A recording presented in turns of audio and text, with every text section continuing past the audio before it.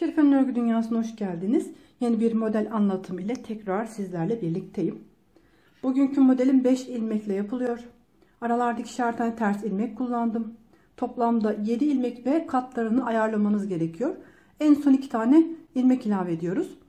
2 model için 7 7 14 2 kenar ilmeği ile birlikte 16 ilmeğe ihtiyacımız olacak. 3 numaralı şiş kullanıyorum. Angora iple model anlatımını yapmayı düşünüyorum. Örgümün ilk sırasındayım ve arka taraftayım.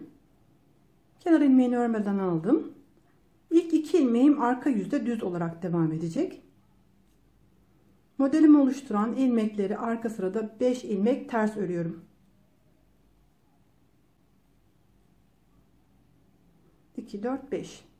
Tekrar arada 2 ilmek düz örüyorum ve 5 ilmek ters.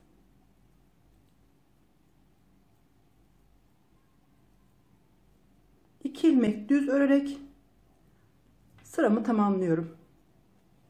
Örgümün ön yüzündeyim. Burası ikinci sıra. İlmekleri aynen oldukları gibi örüyorum. 2 ilmeğimi ters, 5 ilmeğimi düz örüyorum.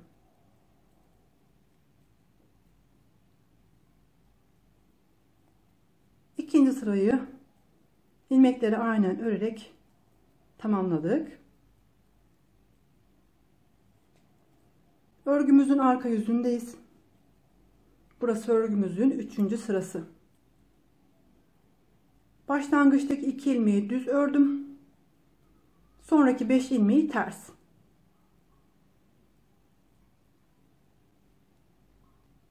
Sıra boyunca ilmeklerimi aynen oldukları gibi örerek devam ediyorum.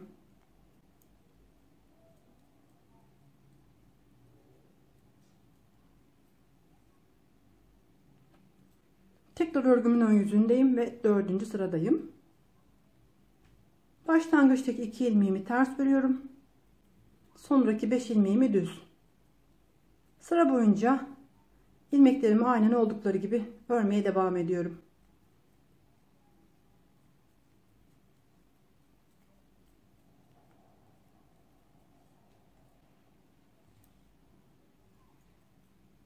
Şu anda örgümün arka sırasındayım ve 5. sıradayım.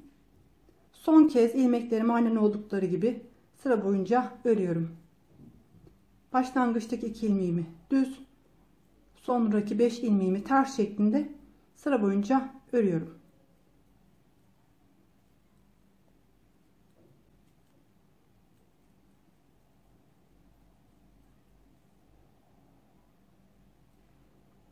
Örgümün ön yüzündeyim ve 6. sıradayım. Şimdi burada modelimi kurmam gerekiyor. Başlangıçtaki 2 ilmeğimi önce ters olarak ördüm. 5 tane düz olan ilmeğe gelince önce bir tane ilmek artırıyorum. Sonra bir ilmek ters örüyorum. Bu 5 ilmeğin tam ortasındaki kalan 3 ilmeği ters örerek topluyorum.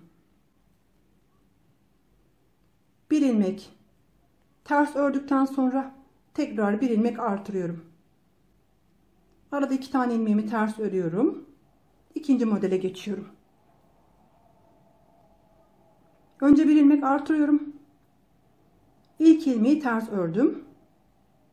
Sonraki 3 ilmeği ters örerek topluyorum. Bir ilmek daha ters ördükten sonra bir tane ilmek artırıyorum.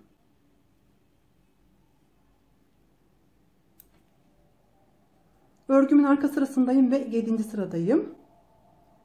Başlangıçtaki 2 ilmeğimi düz ördüm. Devamındaki 5 ilmeğimi ters olarak örüyorum. Tekrar arada 2 ilmek düz ördüm. Örgünün başında ve sonunda artırdığım ilmekler dahil olmak üzere 5 ilmek ters örüyorum.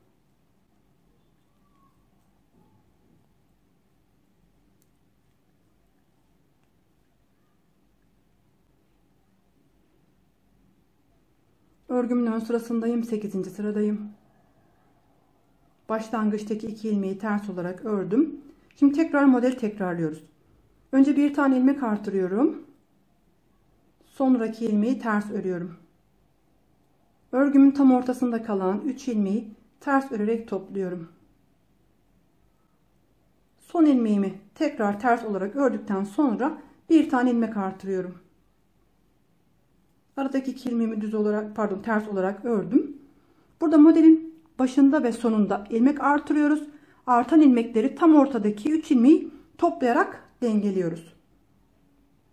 Önce bir ilmek artırdım. İlk ilmeğimi ters ördüm. Sonraki 3 ilmeği ters örerek topladım. Bir ilmek daha ters ördükten sonra bir tane ilmek artırıyorum. Ters ilmekleri örerek sıramı tamamladım. Örgümün arka sırasındayım ve 9. sıradayım. Başlangıçtaki 2 ilmeği düz ördüm. Modelimi oluşturan 5 ilmeği ters olarak örüyorum.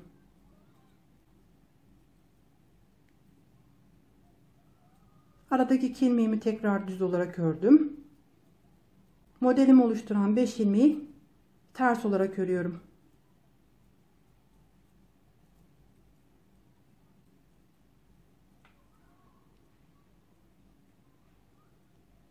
Burası örgümün 10. ve sonuncu sırası.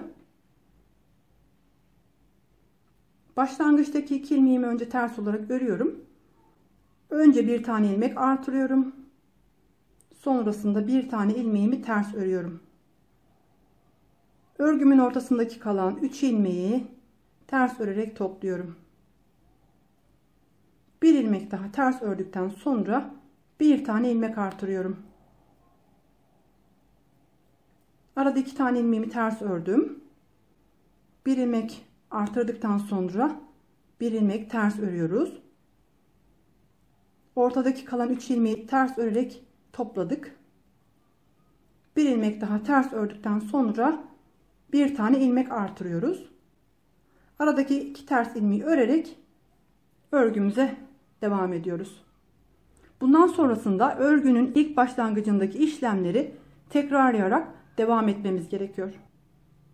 Örgümün ilerlemiş görünümü bu şekilde olacak. İlk modeli bitirdikten sonra ikinci modeli aynı şekilde devam etmemiz gerekiyor. İnce angora iplerle bayan örgülerinde kullanabilirsiniz. Orta kalınlıktaki iplerle de bebek örgülerine uygulayabilirsiniz.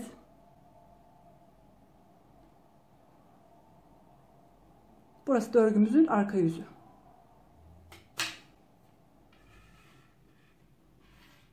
Herkese kolay gelsin.